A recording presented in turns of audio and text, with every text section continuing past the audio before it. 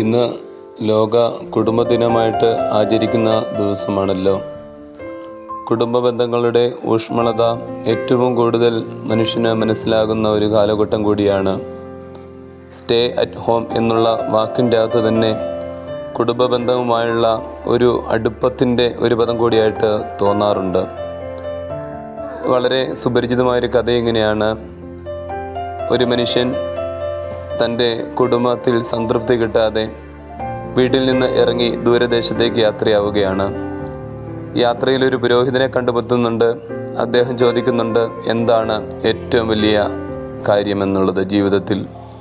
പുരോഹിതൻ പറയുന്നത് വിശ്വാസമാണ്. കുറേ കൂടെ മുമ്പോട്ട് ചെല്ലുമ്പോൾ അദ്ദേഹം പ്രണയിനികളെ കാണുന്നുണ്ട്. അവരോട് ചോദിക്കുന്നു, എന്താണ് ലോകത്തിലെ ഏറ്റവും സുന്ദരമായ അനുഭവം? അവർ പറയുന്നു, പ്രണയമാണ് ഏറ്റവും വലിയ സുന്ദരമായിട്ടുള്ള അനുഭവം എന്ന് പറയുന്നു. കുറേ കൂടെ മുമ്പോട്ട് ചെല്ലുമ്പോൾ ഒരു സൈനികനെ കാണുന്നുണ്ട്. സൈനികൻ പറയുന്ന മറുപടി, ധൈര്യമാണ് ഒരു ജീവിതത്തിലെ ഏറ്റവും വലിയ സുന്ദരമായ അനുഭവം. ഈ മറുപടികളിൽ നിന്നും സംതൃപ്തനാകാതെ ഇദ്ദേഹം മുമ്പോട്ട് പോകുന്നു. കുറേ അലഞ്ഞതിന് ശേഷം അദ്ദേഹം തൻ്റെ വീട്ടിലേക്ക് കയറി വരുന്നുണ്ട്. വീട്ടിലേക്ക് കയറുമ്പോൾ തന്നെ സ്നേഹത്തോടുകൂടി കരുതുന്ന ഭാര്യ, കുഞ്ഞുങ്ങൾ, വിശ്വാസത്തോടുകൂടി നോക്കിയിരിക്കുന്ന ബന്ധുക്കൾ, ധൈര്യത്തോടുകൂടി കുടുംബം നയിക്കുന്നവർ, ഇതെല്ലാം കാണുമ്പോൾ അദ്ദേഹം പറയുകയാണ്, ജീവിതത്തിലെ ഏറ്റവും വലിയ സുന്ദരമായ വസ്തു ഞാൻ ഉപേക്ഷിച്ചിട്ടാണ് കടന്നു പോയത്. അതുകൊണ്ട് ഏറ്റവും സുന്ദരമായ ഒരു ചിത്രം അദ്ദേഹം വരയ്ക്കുന്നുണ്ട്. ആ ചിത്രം മറ്റൊന്നുമല്ല, ഒരു കുടുംബത്തിൻ്റെ ചിത്രമാണ്. പ്രിയപ്പെട്ടവരെ, ഒരുപക്ഷെ കുടുംബജീവിതങ്ങളുടെയൊക്കെ വില മനസ്സിലാകാത്ത ഒരു കാലഘട്ടത്തിലാണ് ജീവിക്കുന്നത്. വേഗതയേറിയ ലോകക്രമത്തിലും വലിയ ജോലി ഭാരങ്ങൾക്കിടയിലും ഒരുപക്ഷെ കുടുംബ ബന്ധം എന്താണെന്ന് പോലും നമുക്ക് ഇന്ന് മനസ്സിലാക്കാതെ പോകുമ്പോൾ അതിൻ്റെ പ്രാധാന്യത്തെപ്പറ്റി ഓർപ്പിക്കുന്ന ഒരു ദിവസമാണല്ലോ ഇന്ന്. നമ്മുടെ കുടുംബങ്ങൾ ഏറ്റവും അനുഗ്രഹമാകട്ടെ. എത്ര പ്രയാസങ്ങളായാലും എത്ര പ്രതിസന്ധികളായാലും നമുക്ക് താങ്ങാവുന്നത് കുടുംബമാണെന്നുള്ളത് മറന്നു പോകരുത്. വലിയ കാറ്റും കോളുമുള്ള രാത്രിയിലേക്ക് വരുമ്പോഴും നമ്മൾ ശ്രദ്ധിച്ചാൽ കാണുവാൻ സാധിക്കും, ഓരോ പക്ഷികളും പറന്നു പോകുന്നത് തൻ്റെ കൂട്ടിലേക്കാണ്. കാരണം മറ്റെങ്ങും നൽകാത്ത ഒരു വലിയ സുരക്ഷിതത്വം ആ 4 ചുവരുകൾക്കുള്ളിൽ അതിന് നൽകുന്നുണ്ട്. ഒരുപക്ഷെ നിൻ്റെ വീടിൻ്റെ വലിപ്പമോ, അതെത്ര സ്ക്വയർ ഫീറ്റ് ആണെന്നുള്ളതോ, അതെങ്ങനെ പണിതാണെന്നുള്ളതോ, അതിലെന്ത് മെറ്റീരിയലാണ് ഉപയോഗിക്കുന്നതെന്നോ, അത് ടൈലോ മാർബിളോ ഗ്രാനൈറ്റോ ചാണകം മെഴുകിയതോ അങ്ങനെയൊന്നുമല്ല. മറിച്ച് അതിൻ്റെ അകത്തായിരിക്കുന്ന അവസ്ഥയിലാണ് നമുക്ക് പ്രാധാന്യം നൽകുന്നത്.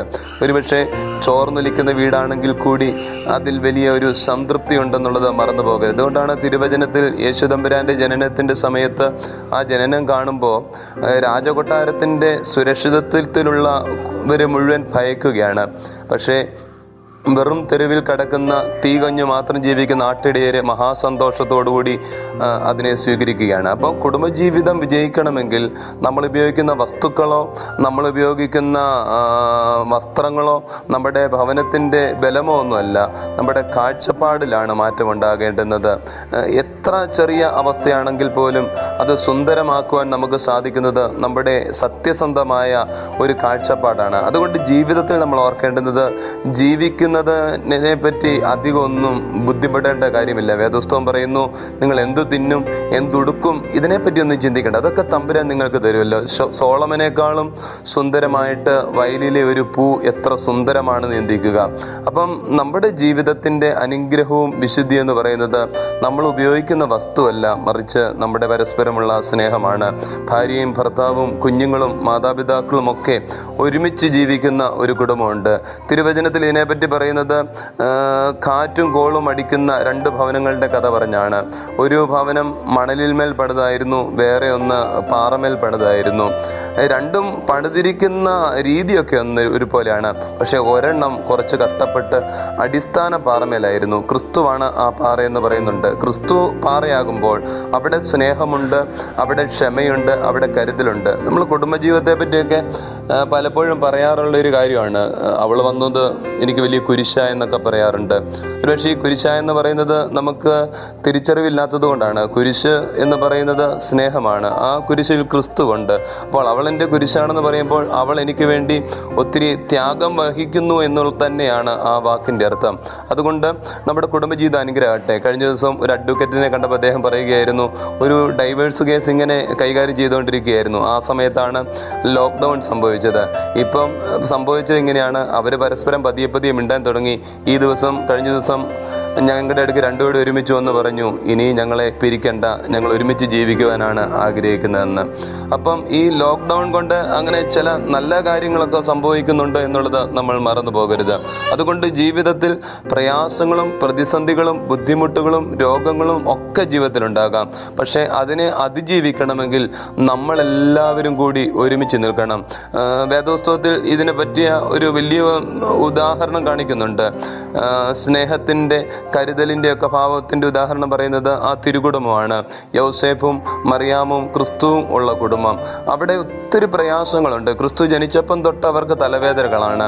പക്ഷേ അവർ ഒരുമിച്ച് നിൽക്കുന്നത് കൊണ്ട് അവരുടെ ദാരിദ്ര്യവും അവരുടെ പ്രവാസങ്ങളും അവരുടെ യാത്രകളും അവരുടെ ദുരിതങ്ങളും ഒക്കെ അവർ സന്തോഷമായിട്ട് മാറുകയാണ്.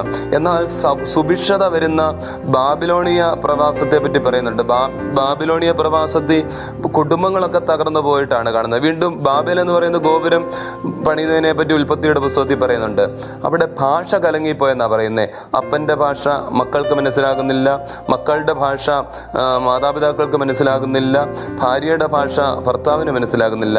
അവിടെ ഭാഷകൾ ചിഹ്നിക്കുമ്പോൾ അവിടെ അവരുടെ നിലപാടുകൾ, അവരുടെ സംസാര രീതികൾ പരസ്പരം മനസ്സിലാകാതെ വരുമ്പോൾ ആ കെട്ടിടം മുമ്പോട്ട് പണിയുവാൻ സാധിക്കുന്നില്ല. അപ്പം നമ്മുടെ കുടുംബമാണേലും പരസ്പരമുള്ള ഭാഷ ശുദ്ധമാകട്ടെ. അല്ലെങ്കിൽ ന്യൂ ജനറേഷനെന്നോ ഓൾഡ് ജനറേഷൻ എന്നുള്ള വേർതിരിവിനിടയ്ക്ക് ഒരുപക്ഷെ നമ്മുടെ മാതാപിതാക്കൾ നമുക്ക് പഴഞ്ചന്മാരായി തോന്നാം. പക്ഷേ അവരുടെ ചില മൂല്യങ്ങൾ തിരിച്ചറിഞ്ഞുകൊണ്ട് സ്നേഹത്തിൽ വളരുമ്പോൾ നമ്മുടെ കുടുംബജീവിതം അനുഗ്രഹമാകും. അതുകൊണ്ട് ഈ കാലയളവ് നമ്മുടെ കുടുംബ ബന്ധങ്ങൾ ശക്തമാകുവാൻ, പരസ്പരം സ്നേഹിക്കുവാൻ, പരസ്പരം കരുതുവാൻ, കരുണ കാണിക്കുവാൻ, സത്യസന്ധതയോടും ആത്മാർത്ഥതയോടും കൂടിയൊക്കെ ജീവിക്കുവാൻ നമ്മുടെ കുടുംബങ്ങൾക്കിടയാകട്ടെ. പ്രയാസങ്ങൾ, പ്രതിസന്ധികൾ, രോഗങ്ങൾ ഇതൊക്കെ ജീവിതത്തിൻ്റെ ഭാഗമാണ്. എന്നാൽ നമ്മളെല്ലാം കൂടെ ഒരുമിച്ച് നിന്നാൽ ഇതിനെ അതിജീവിക്കുവാൻ നമുക്ക് സാധിക്കും. പുറത്തു നിന്നുള്ള ഒരു ശക്തിക്കും നമ്മുടെ കുടുംബ ബന്ധത്തെ തകർക്കുവാൻ സാധിക്കത്തില്ല. മറിച്ച് നിങ്ങൾ ഒരുമിച്ചാണ് നിലനിൽക്കുന്നതെങ്കിൽ നമുക്ക് ഈ കുടുംബജീവിതം വളരെ അനുഗ്രഹപ്രദമായിട്ട് മുമ്പോട്ട് കൊണ്ടുപോകാൻ സാധിക്കും. അതുകൊണ്ട് സ്നേഹത്തിൻ്റെ, സമാധാനത്തിൻ്റെ, കരുണയുടെ ഒരു കുടുംബജീവിതം നയിക്കുവാൻ നമുക്ക് ഓരോരുത്തർക്കും ഇടയാകട്ടെ എന്ന് പ്രാർത്ഥിക്കുന്നു. ദൈവം അനുഗ്രഹിക്കട്ടെ.